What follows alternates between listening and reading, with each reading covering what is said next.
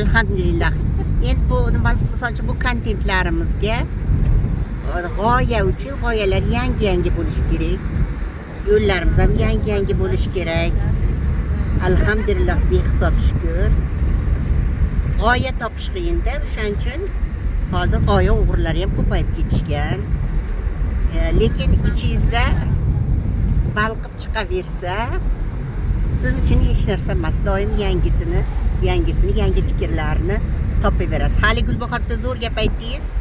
Sayohat fikrlashdi. Yo'q, Shahnoz opa, siz aytdingiz. Nima dedingiz? Sayohatda dedingiz, fikrlash kuchayadi dedingizmi? Tafakkur kuchayadi.